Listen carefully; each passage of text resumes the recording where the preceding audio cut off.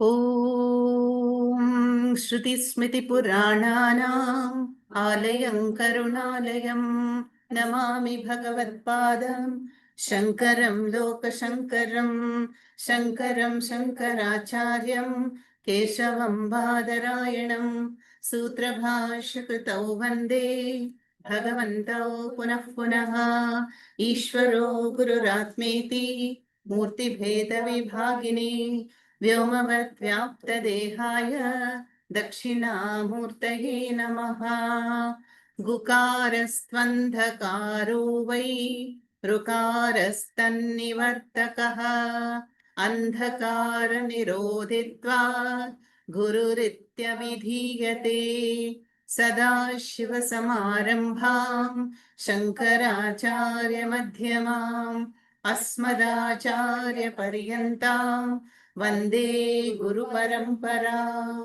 ॐ सहना भवतु सहनौ भुनक्तु सह वीर्यं करवावहै तेजस्विनावधीतमस्तु मा विद्विषावहै।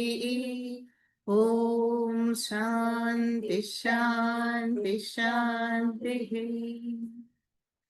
मौनव्याख्या प्रकटित परब्रह्म तत्त्वयुवानम् वर्षिष्ठान्ते वसदृशिगणैरावृतं ब्रह्मनिष्ठैः आचार्येन्द्रं करकलितचिन्मुद्रमानन्दरूपम् स्वात्मा रामं मुदितवदनं दक्षिणामूर्तिमीडे वटविटपि समीपे भूमिभागे निषन्नं सकलजनानां ज्ञानदातारमारात् त्रिभुवनगुरुमीशं दक्षिणामूर्तिदेवं जननमरणदुःखच्छेददक्षं नमामि। चित्रं वटतरोर्मूले वृद्धा शिष्या गुरुर्युवा गुरोस्तु मौनं व्याख्यानम् शिष्यास्तु छिन्न संशयाः निधये सर्वविद्यानां भिषजे भवरोगिणां गुरवे सर्वलोकानां दक्षिणामूर्तये नमः। ॐ नमः प्रणवार्धाय शुद्धज्ञानैकमूर्तये निर्मलाय प्रशान्ताय दक्षिणामूर्तये नमः। ईश्वरो गुरुरात्मेति मूर्तिभेदविभागिने व्योमवद्व्याप्तदेहाय दक्षिणामूर्तये नमः। Can repeat. विश्वं दर्पणदृश्यमाननगरे विश्वं दर्पणदृश्यमाननगरे तुल्यं निजान्तर्गतम् विश्वं दर्पणदृश्यमाननगरी तुल्यं निजान्तर्गतम् विश्वं दर्पणदृश्यमाननगरी तुल्यं निजान्तर्गतम् पश्यन्नात्मनि मायया बहिरिवोत् पश्यन्नात्मनि मायया बहिर्योत् भूतं यथा निद्रया भूतं यथा निद्रया पश्यन्नात्मनि मायया बहिरिवोद्भूतं यथा निद्रया बहिर्योद्भूतं यथा निद्रया यः साक्षात् कुरुते प्रबोधसमये यः साक्षात् कुरुते प्रबोधसमये स्वात्मानमेवाद्वयम् स्वात्मानमेवाद्वयम् तस्मै श्रीगुरुमूर्तये नम इदम् श्रीगुरुमूर्तये नमः इदम् श्रीदक्षिणामूर्तये श्रीदक्षिणामूर्तये The whole verse. Vishwam darpana drishyamana nagari tulyam nijantargatam pashyannatmani mayaya bahirivod bhutayatha nidraya yasakshat kurute prabodha samaye swatmanamevadvayam tasmai Shri Gurumurtaye Nama idam Shri Dakshinamurtaye Bijasyantarivangkuro jagadidam Bijasyantarivangkuro jagadidam Prang nirvikalpam punaha Nirvikalpam punaha बीजस्यान्तरिवाङ्कुरो जगदिदं प्राङ्निर्विकल्पं पुनः Bijasyantarivangkuro jagadidam Prajnirvikalpam punaha माया कल्पितदेशकालकलना Maya kalpita desha kala kalana वैचित्र्यचित्रीकृतम् Vichitra chitrikritam माया कल्पितदेशकालकलना वैचित्र्यचित्रीकृतम् Maya kalpita desha kala kalana Vichitra chitrikritam मायावीव विजृम्भयत्यपि महा Maya viva vijrumbhayatya vimaha योगी वयः स्वेच्छया Yogi vayasvechaya मायावीव विजृम्भयत्यपि महायोगी वयः स्वेच्छया Maya viva vijrumbhayatya vimaha Yogi vayasvechaya तस्मै श्रीगुरुमूर्तये नम इदम् तस्मै श्री गुरुमूर्तये नमः श्रीदक्षिणामूर्तये श्री दक्षिणामूर्तये Together.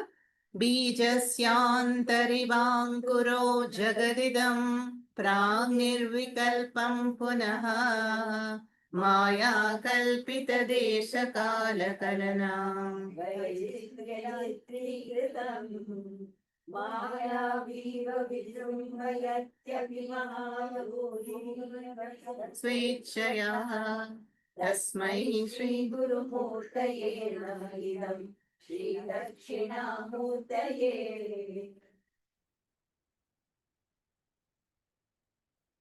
We have completed 5 Dhyana shlokas of Dakshinamurthy Stotram, which is attributed to Adi Shankaracharya, but not the Dhyana shlokas. Remember, even the Dhyana shlokas of the Bhagavad Gita is not a part of Gita. And it is composed by one Swami Madhusudana Saraswati. So like that, other acharyas have composed these 5 Dhyana shlokas preceding the Dakshinamurti Stotram in order to explain that symbolism of Dakshinamurti. And so Dakshinamurti Stotram is a stotram because it is a stuti. It praises the Gurumurti, Dakshinamurti, who has manifested as my human Guru. That invisible Dakshinamurti is, as assumed, the form of my own Guru. That is the understanding of the Shishya. Okay. But the Dakshinamurti Stotram is also a prakarana. Prakarana is a work which will, convey the essence of the Upanishads or the entire vision of Vedanta in a more, easier way than Upanishads or Brahma Sutras. Okay. So, this stotram has 10 capsule-like verses. And they are loaded, very profound. And the first 3 lines present a theme. Like the first verse is about Tvampadam. Tvampada is us, the Jiva. And the 4th line is the refrain, common to all the verses, except I think at the end.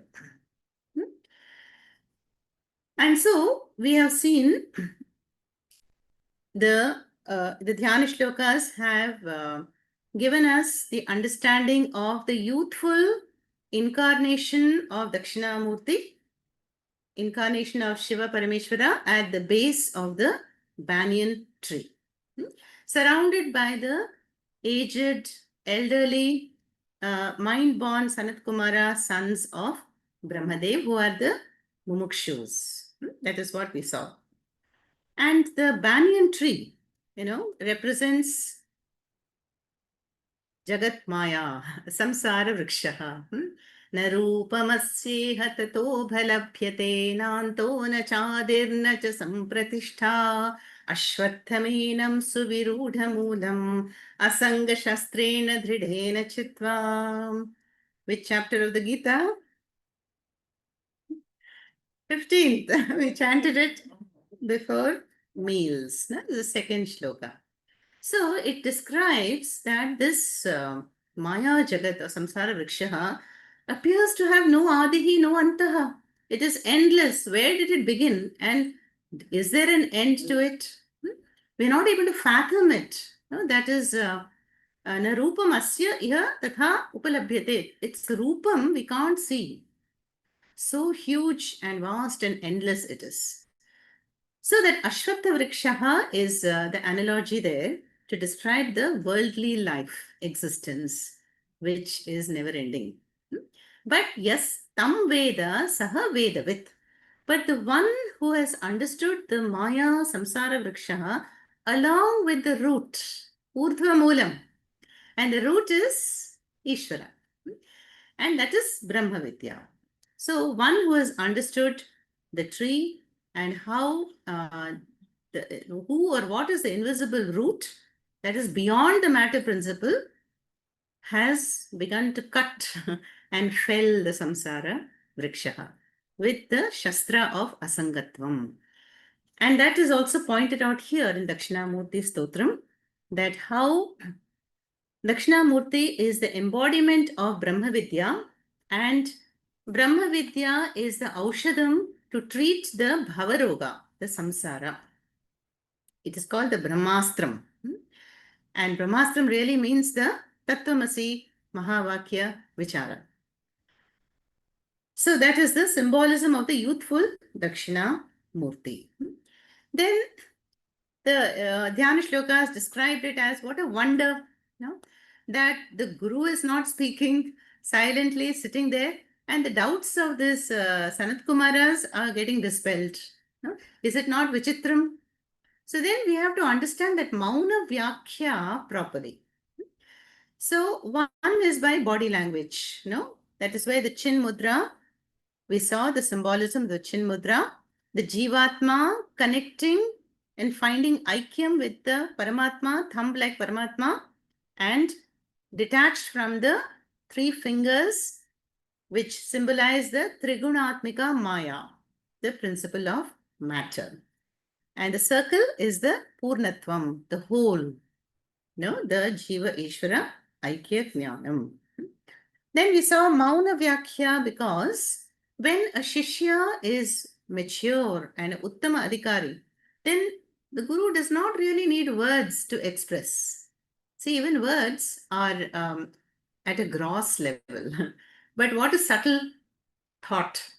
Some parents, they will just look at the child and the child will obey, will get the message.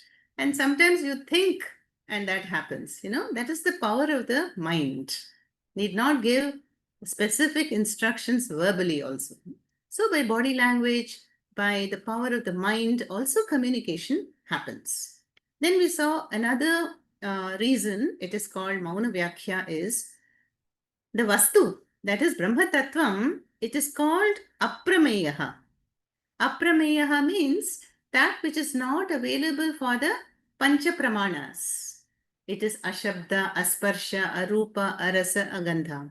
We cannot taste Brahma Tattvam or feel it, smell, see, hear. Then how to know it? By implication. By implication means there is a indirect way by which the Guru will teach and communicate this subtlemost tattva. You can't point out directly as we would do an object in the world. So the guru will use prakriyas or nyayas like Shakha Chandra Nyayena. Remember, Shakha Chandra Nyayena is that Arundhati Nyaya. So in weddings, there is a ceremony. Yeah, the bridal couple is brought outside to have darshanam of the Arundhati and Vashishta. And it's a very beautiful ceremony to take blessings from the Rishi couple. Now, Arundhati is very, very faint star, so you can't directly see that. So, what anybody will show is look up to the sky. And then do you see that tree branching into a fork?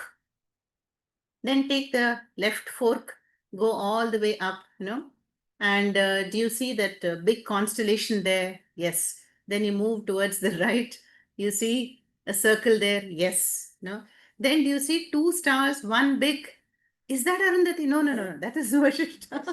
And beside there. Now I see. So the guru or the priest, leads one from the gross matter principle to the subtlemost Atma. So this is an example of a prakriya. How the teaching has to proceed in this way. You cannot approach the subtlemost tattvam directly. So this is all about cognitive discriminative analysis, vivekaha.